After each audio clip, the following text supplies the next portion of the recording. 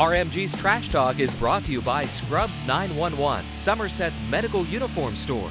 Learn more at scrubs911.com or like them on Facebook.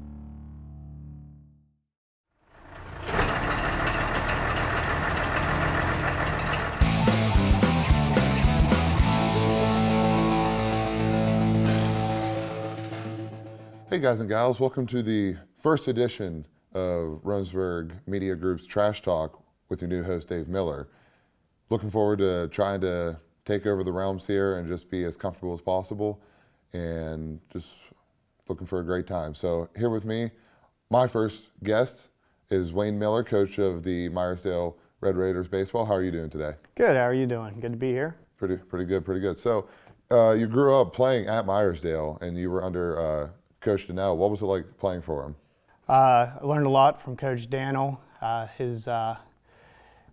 He instilled discipline into our teams. We played very hard. We practiced very hard. So I took a lot of what I learned from him, especially how to handle a team and how to keep a team disciplined and working hard with me through life. And honestly, any coach like that, any hard disciplined coach is someone that you can really look up to, and maybe not as a father figure for some, and some you do look up to them like that. So do you think what he taught you, and anyone else in general, but just Coach Dannell, did that prepare you for life after high school baseball? Oh yeah, because he was tough, but he was very likable and approachable as well. And I did get to play college baseball too, and he definitely prepared me for that.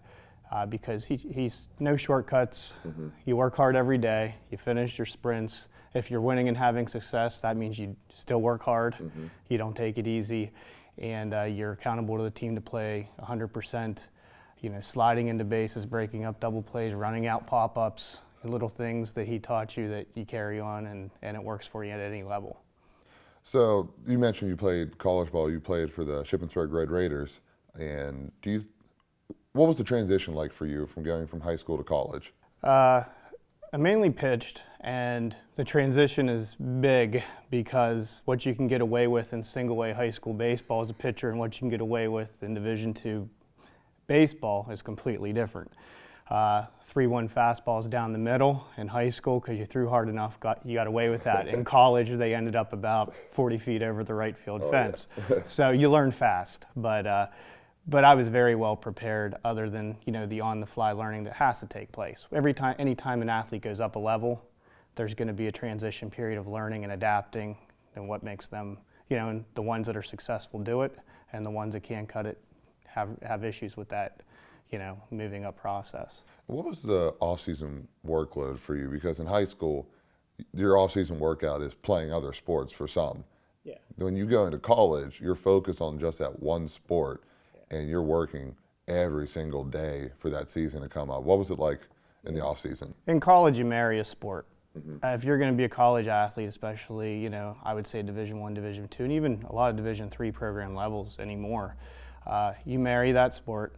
It's usually an 11-month process. Mm-hmm. You may get a little bit of August off if you're a baseball player because your summer league's over, and your college coach may not start workouts till after Labor Day. So you may get a 3 or 4 week break there. A little break in the winter where you're just expected to lift weights and run. I guess if you want to call that a break. Yeah. But yeah, in college, it's a year-long process, either off-season conditioning and workouts or you're playing for 6 or 7 straight months from your college season into your summer season. So now you graduate college, you go right back to Meyersdale, and you're on the coaching staff. What was it like going back to your alma mater immediately after graduating college? It was rewarding. I was applying for local teaching jobs at the time here, and I happened to catch on at Meyersdale. I subbed a year at all the South County schools, basically, but coached at Meyersdale in the meantime, till eventually being lucky enough to get hired there. But it was fun. It was again a transition back to the level of play, but I was blessed right away to have great athletes to work with at Meyersdale. At that time, we had really successful teams and a couple district championship teams. So it was fun. I liked the coaching aspect of it. Now, I looked at your stats And one thing that really caught my eye was the amount of stolen bases and the percentage as well, 64 of 68. Do you think that really helped you into producing more runs and stealing more wins? Yeah, that's our coaching style.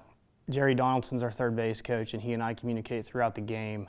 And from day one, we've been aggressive, and that goes back to Coach Wiltrow, Coach Daniel.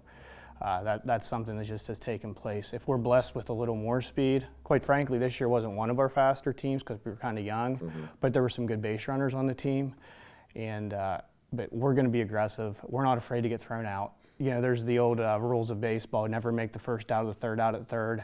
Well, we will if we think we can make it. We're going to be aggressive, and if two good throws get us thrown out at third or home, we tip the cap to the defense, and we'll take the chance again the next time. That's just our philosophy. Especially in high school baseball, another 90 feet really benefits more. So one of your players, Logan Christner, just some of his numbers I was able to look up, I'm sure you know all of them already.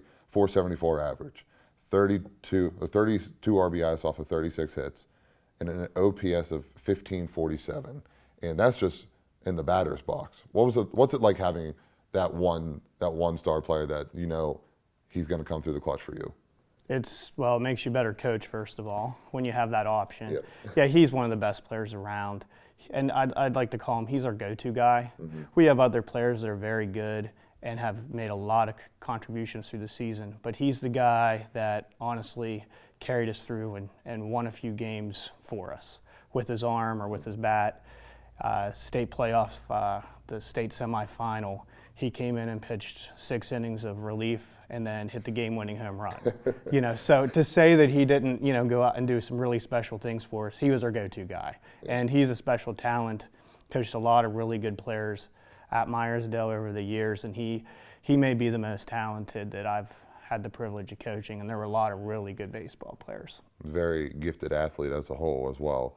Was there a player going into the year that really exceeded their expectations, didn't expect a lot of playing time, ended up playing a lot later on in the year? Yeah, we had a few. A couple kids I would mention is right field was completely open at the beginning of this year, and we had a sophomore, Trevor Nagy, step in there and just kind of take over and honestly play better than I thought he was going to play, and very coachable and improved throughout the year.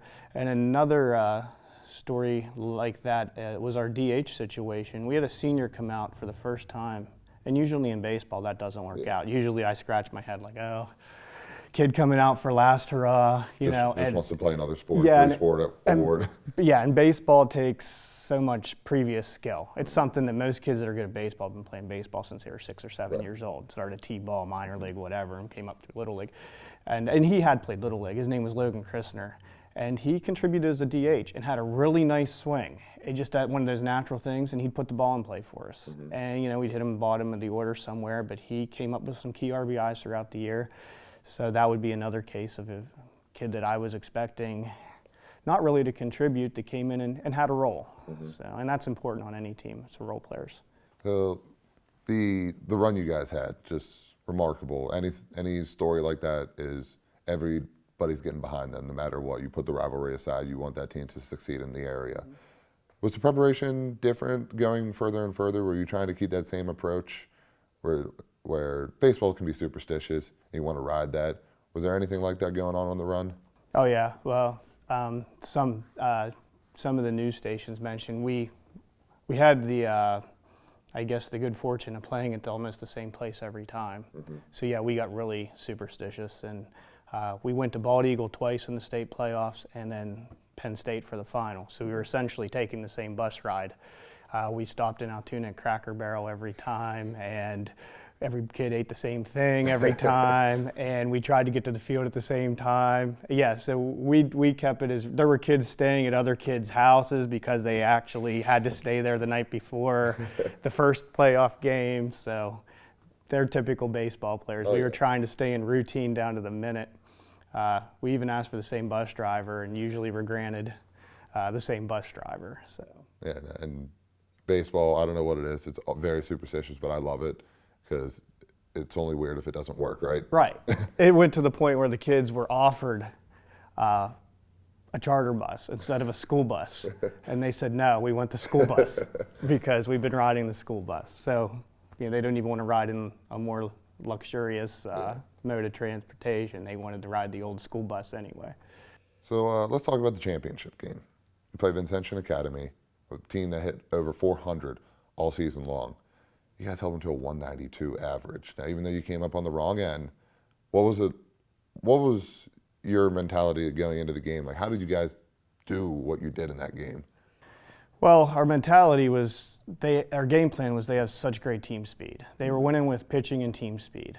And their leadoff shortstop has a scholarship offer to UConn, a Division I player. He had a little brother that batted third and played second base. And they just had some athletes on that team. So our first goal was to keep them off the base pass, because if they get on the base pass, they're going to just go, and they could. And people weren't throwing them out. We did that fairly well with Riley did a really good job of throwing strikes and keeping them off the bases. However, we had a couple errors, I think 3 errors total in that game, which were really costly. And I think a couple, maybe 1 or 2 walks. So we gave them 5 free base runners, and they are so good. They made us pay for every one of those free base runners. And that's one of the reasons we lost. The other reason that we just didn't come through with that key hit, and that's something we did so well the rest of the state playoff runs. It's one of those things, maybe it just equaled out finally. Because every time we needed a big hit, someone did it. And in the state game, we probably left 12 or 13 guys on base. The baseball gods weren't happy with you for some reason. It aligned back, it reeled us back in as things were going so good. We were probably, I don't have a stat, but our first 3 rounds of the state playoffs, we probably hit like 500 with guys in scoring position. If somebody got on second, someone just did something. Right. And that we just waited for that hit up at Penn State, and the hit really never came. So it's just hard to adapt to, really. Now, you took over in 2007. This was your 10th year. And it may seem like a loaded question, but did you ever think that you would be in a position that you were this past year, making it all the way to the state championship game? I thought yes. I didn't think with this team. Really? I thought there were some teams in the past that were really good, including my first year of coaching. But when you get into single elimination baseball, it's kind of like the NCAA basketball tournament. The best team doesn't always win on that particular day. It's the team that gets the breaks that day. And the hottest team. The hottest team, because a lot of the teams, when you get to the state playoff and even a district playoff level, are so close in ability. I mean, we won our first round district game 2-1 over Conwell Township. They had a kid pitch a really good game. If we lose that game, we're not talking about any of this, and we're disappointed. And it was 2-1 the whole game. It was a very close game. That's baseball at this level. I've had some teams that I really thought could make a run at the whole thing, including last year's team. Lose a 1-run game, you're done. And so you need a little bit of luck in baseball when it's single elimination. If you're playing a best of 3 or a best of 5, the best team may have a better chance of rolling around and winning, but I didn't expect it with this team. To get back to your original question, I was happy to be competitive at the district level with this team. So obviously, you came up short this year. What's the plan for next year? Well, again, we have, out of the 12 or so kids that got regular playing time, 10 are back, including all of our pitching. So that's a good place to start. We couldn't ask for more back. But, like I just said, maybe if we don't have a good week, someone may knock us off in the district playoffs 4-2 or 2-1 or run into a good pitcher. So you have to respect that it's not just going to be easy to do this again. A lot of things have to go your way. You have to work really hard, and it's really tough to do. Even though we have the roster, it seems with the experience back, we'll all be a year older, hopefully work hard and get better. It's just not going to happen like that. I think the kids will realize that. I hope so. Yeah. Well, Coach, we do appreciate your time, honestly. Thank you. You could come in, and good luck next year. All right. Thank you very much. Glad to be here. It was fun.